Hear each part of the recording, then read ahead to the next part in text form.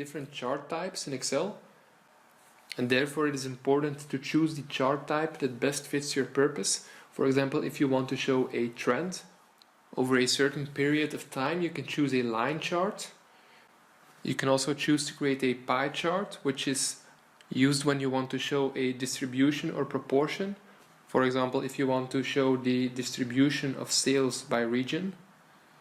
You can also choose a bar or column chart, which is mainly used when you're using categories. For example, when you want to compare the sales amount over different product categories. You can also use stacked or clustered columns. For example, when you want to compare the amount of sales over different product categories from this year and last year. You can also use an area chart, which is suitable for showing the magnitude over a period of time. For example, if you want to show volumes, this might be suitable. You can also use a stacked area chart, which is suitable for showing the distribution over time. So you can look at this as a pie chart, which also adds a time dimension. For example, if you want to show the evolution of the proportion of male and female inhabitants in a certain population over time. You can use a scatter or bubble chart in case you want to show a correlation between two variables. For example, if you want to show the correlation between age and the chance of having a heart rate disease. The bubble chart adds a third dimension and is used when the dots in your scatter plot represent a certain size. For example, the number of inhabitants within a certain area. I now go back to my Excel sheet, and as you see, I already have two charts in my sales overview. The sales amount chart shows me the total sales amount and discounted sales amount over a period of time. Because I have a time dimension on my horizontal axis, it would be even better to use a line chart in this case. So I go to Design, Change Chart Type, and I select a line chart. As you see, now I have a line chart, but the difference between my sales amount and discounted sales amount is not that visible.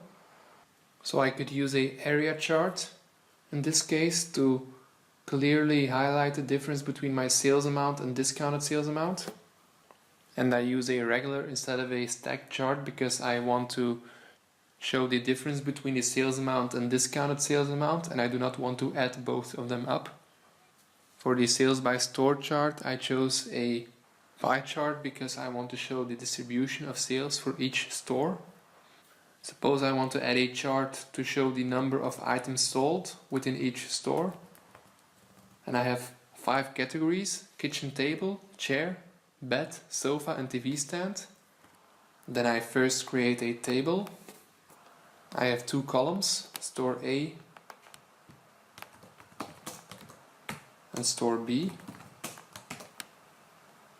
And I have 5 rows: kitchen table, chair, bed, sofa and TV stand. My title will be number of items sold, and I use the sum-ifs formula.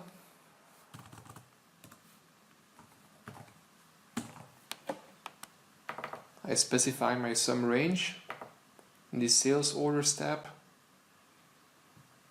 which is quantity.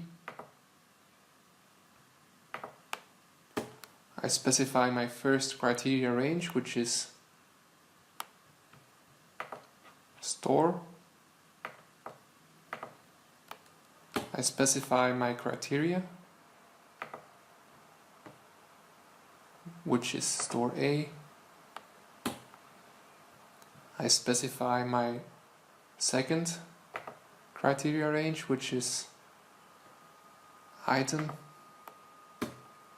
and I specify my second criteria, kitchen table.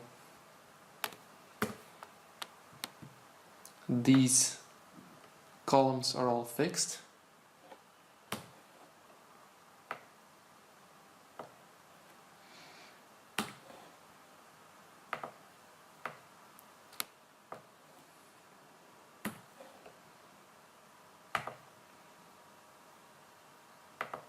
And then my store row is also fixed, and my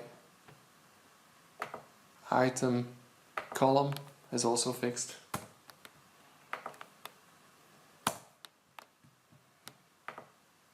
I now fill this formula, and I have my number of items sold for each store and item category. Now I insert a chart. So I go to Insert Column, Clustered Column. And as you see, I don't have any data selected at the moment, so I go to Select Data. I add my first legend, series name is Store A, series values is this series. I add my second series, series name is Store B. I select my series values. Okay, and then I want to change my horizontal axis labels, because now I only have 1, 2, 3, 4, 5, but I want to have the item category names. So I go to Horizontal Axis Labels, Edit, and I select my range, click OK, and my chart is created. Suppose I want to add a title, then I go to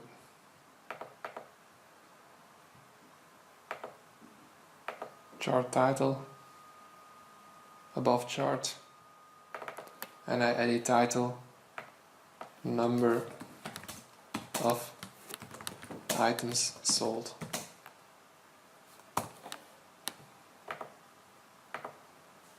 As you see, there are many other chart types you can choose from, so you can just play around and create some new charts to improve your dashboard.